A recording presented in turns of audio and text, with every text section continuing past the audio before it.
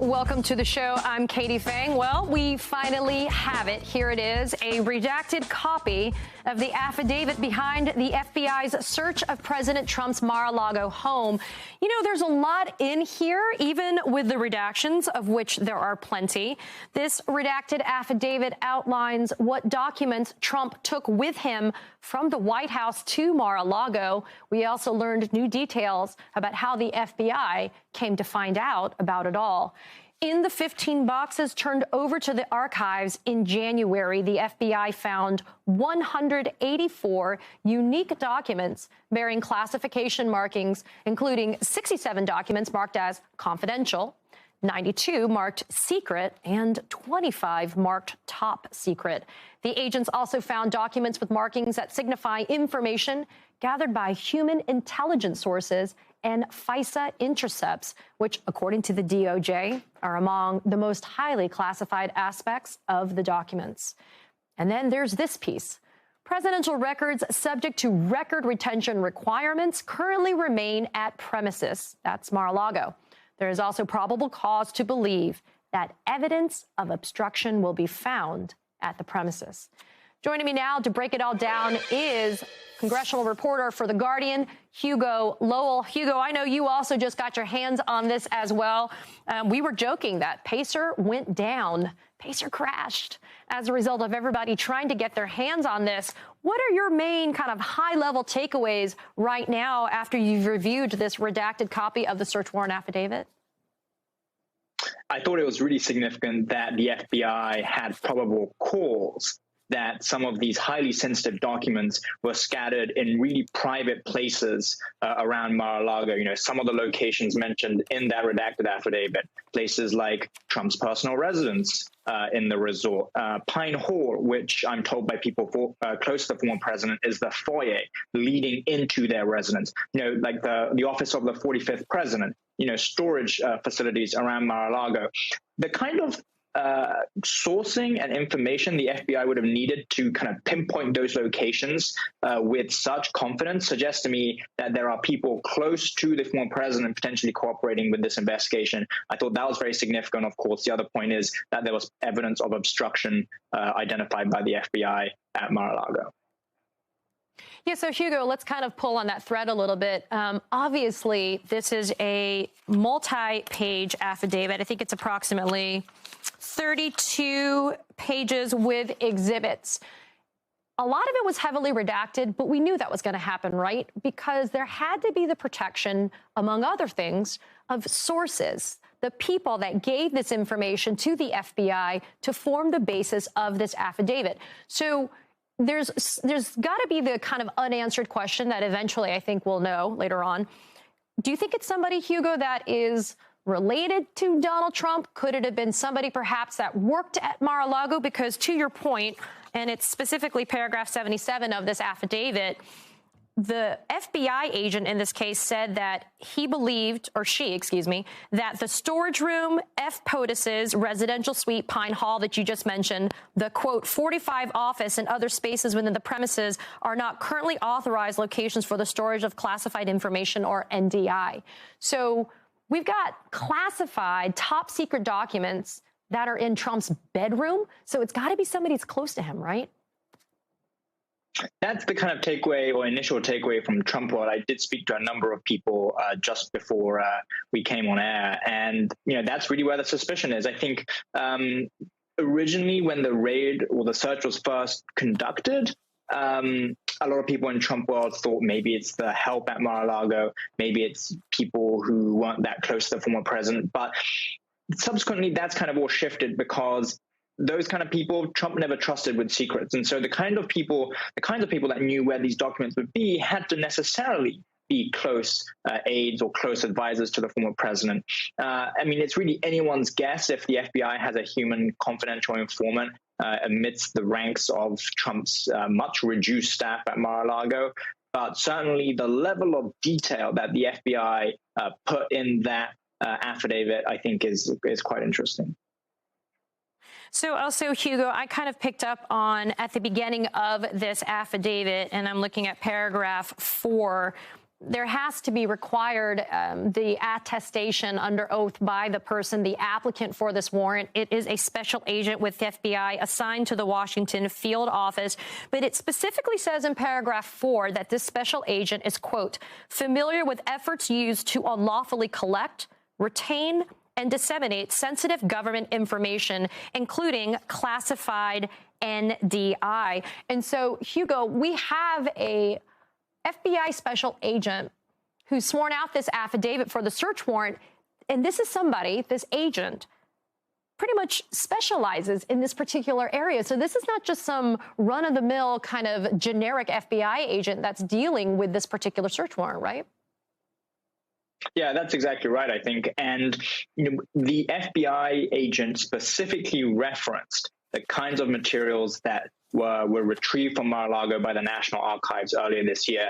And the way it's written almost sounds like a real kind of warning or alarm from the FBI to the judge in this case, right? I mean, all the acronyms came out, stuff like acronyms that designated that there were human confidential source-based information, that there were documents not for release to foreign nationals, non-U.S. citizens, that there were documents in there that specifically, as you say, relate to the national defense of the United States.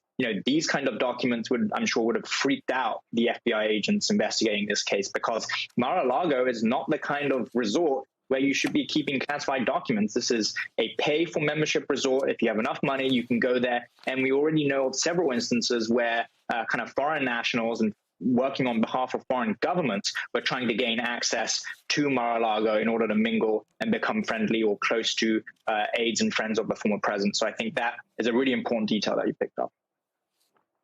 Yeah, and still kind of, and this is the unredacted portion, Hugo, of this affidavit. Paragraph 7, it's entitled Source of Evidence. And again, heavily redacted affidavit. As we had anticipated, we knew that that was going to happen from the DOJ. But when it references sources of evidence, the affiant, the FBI agent, says that this affidavit is submitted for the limited purpose of establishing probable cause in support of the application for a search warrant. It does not set forth each and every fact that I or others have learned during the course of this investigation.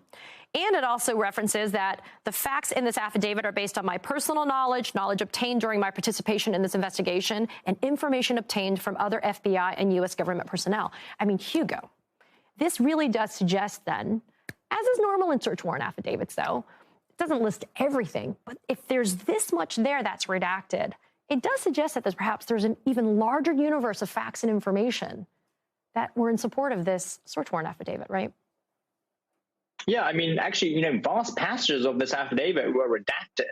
And I thought it was quite interesting how the FBI agent in this affidavit talked about how he wasn't going to list all of the sources of information that he had to come to the point to believe that there was, still evidence of a crime or evidence of obstruction at Mar-a-Lago. In fact, he specifically says that and says, look, we're just trying to get a search warrant here. We're not, for instance, laying out an indictment.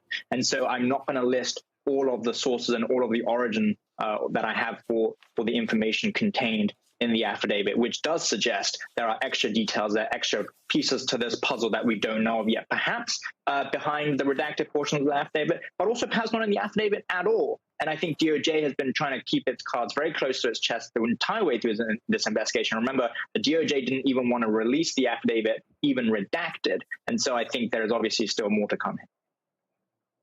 Yeah, and I also noticed that, so there's this 15 boxes, just to refresh everybody's recollection, Hugo. 15 boxes were provided by former President Donald Trump back to NARA, but the FBI took custody and was reviewing them in May 16th to May 18th of 2022, and this is paragraph 47 of the affidavit. The very last line, the unredacted last line of paragraph 47, several of the documents, and by the way, this paragraph, Hugo, as you know, literally identifies the number of documents, 184 unique documents bearing classification markings, 67 of which were confidential, 92 secret, and 25 as top secret. But the last line here, Hugo, says several of the documents also contained what appear to be F. POTUS, former president of the United States, that's Donald Trump, handwritten notes. So the FBI has its hands on documents, some of which could have been top secret, that Donald Trump was scribbling on. I mean, Hugo, I know this is speculation. It's probably rank speculation, but gosh, at this point, we don't really have more to go on. Why would Donald Trump just keep on holding on to all of this stuff? I mean, we know he was a prolific pack rat. He liked to collect stuff that clearly didn't even belong to him. But I mean, why keep all of this stuff, perhaps to the highest bidder? Maybe somebody was interested in this more than him?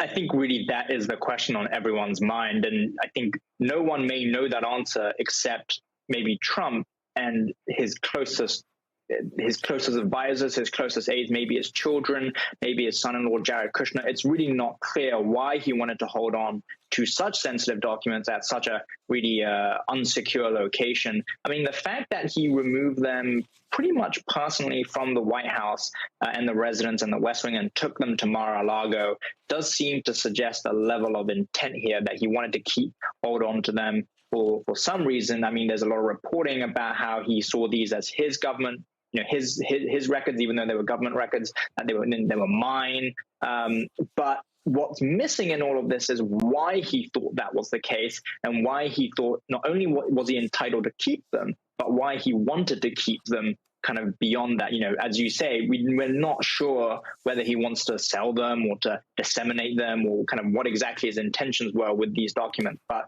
the fact that he removed such sensitive documents from the White House is, I guess, a very concerning sign at the very least.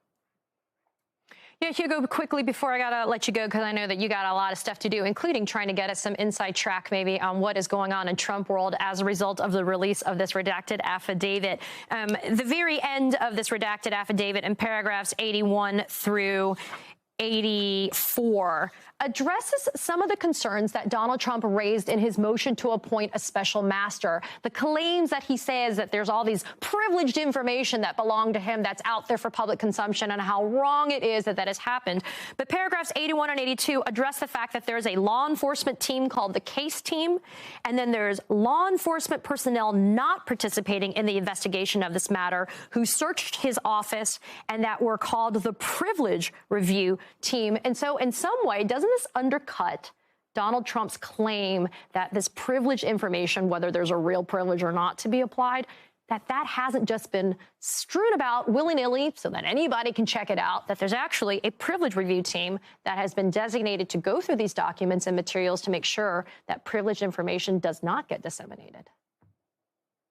Yeah, I think so, to a large degree, right? I mean, he likes to claim executive privilege, and he has been claiming executive privilege over a lot of these documents. But the very fact that he's claiming executive privilege anyway seems to suggest they're government records. So the whole defense is a little bit twisted in some respects. But I think, look, Trump world still wanted to file that motion for a special master. They wanted to, it's not exactly clear why they wanted to, when it sounds like the Justice Department went through the documents in real time, whether it's with these privilege teams or whether it's with the filter teams that actually conducted the search in the first place. But certainly kind of Trump world seems to be scrapping around for any sort of filing that they can make to kind of demonstrate to Trump that they are fighting back, quote unquote, fighting back against the Justice Department to kind of keep their boss happy. And I think really that's the origin of that filing. Well, Hugo Lowell from The Guardian, we know that this is just the beginning of one of several investigations and cases involving former President Donald Trump. Again, as always, you are always tip of spear on this. Hugo Lowell, I appreciate you taking the time to join us on a quite momentous kind of morning. Maybe Pacer has been resurrected. Who knows? But we appreciate your time as always. Thanks. Thanks.